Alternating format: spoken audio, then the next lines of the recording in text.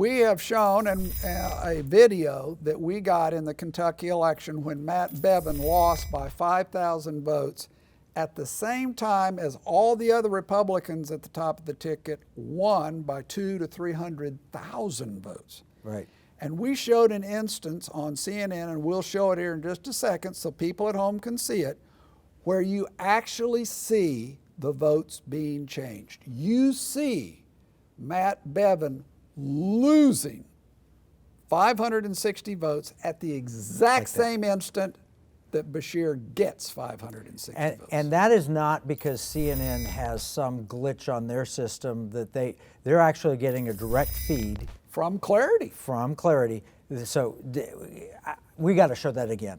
All right, so let's roll that clip again so we can. Yes, this is late in the evening, and I want you to note a couple of things. In fact, if at home you want to write these down, Andy Beshear, the challenger, has 673,948 votes at this point, and Matt Bevin has 662,235. So it's 11,000 votes approximately separating them, 95% in. Right.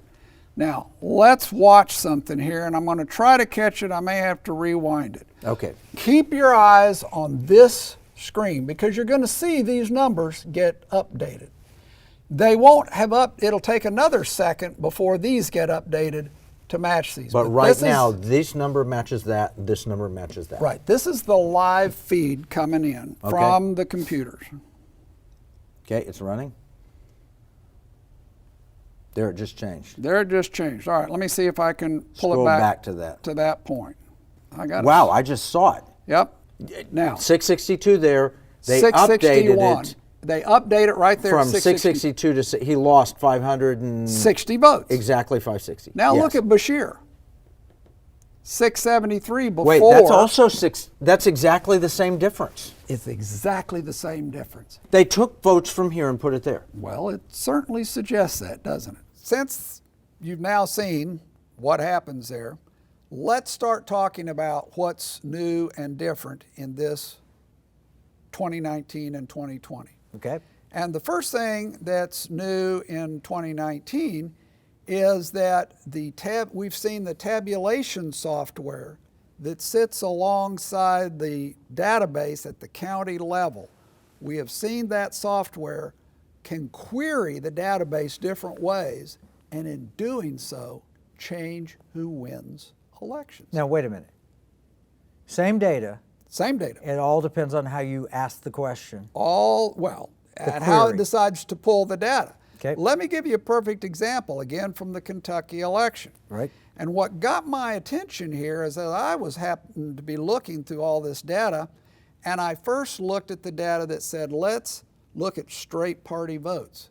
And I started seeing undervotes in a straight party ticket for a lot of precincts. And I thought, well, how can that be? Now, it turns out that there is a way, I learned later, to do that.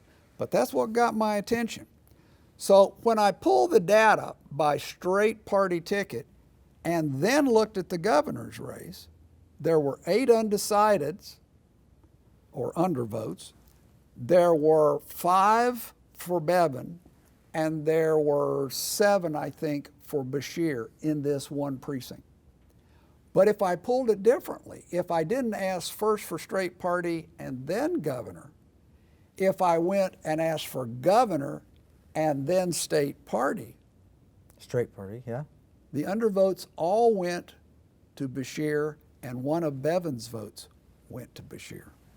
No, a vote should be set. I voted for this person, it's set. Whether I voted straight party, whether I voted separately. It's there in black and white. It needs to be permanent, and you've got the data that shows it. And we've got the data. We've got their own reports that show it. And it happened in many, many precincts, that if you pull the data one way, you get one result, but if you pull it. And so the question is, well, which way were they reporting?